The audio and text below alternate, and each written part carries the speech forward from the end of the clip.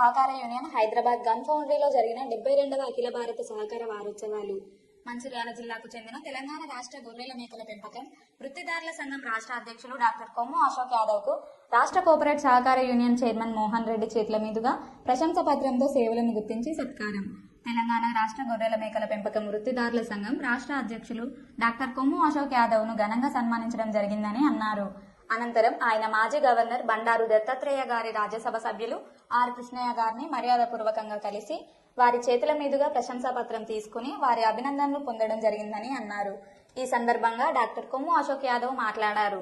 కార్యక్రమంలో Warangal DCO doctor B Sanjeeva Reddy, cooperate union chairman Yakub Naik, Allam Ravinder, నీలాల Govardhan, doctor MK Rajesh పాల్గొన్నారు. కొమ్ము అశోక్ యాదవ్ గారు ఇప్పటికి ఒక 40 సీట్ బ్రీడింగ్ సొసైటీస్ ని అక్కడ స్థాపించి ఎన్నో మంచి కార్యక్రమాలు చేసినటువంటి కొమ్ము అశోక్ యాదవ్ గారిని కూడా వేదికపైకి సాధారణంగా ఆహ్వానిస్తున్నాం.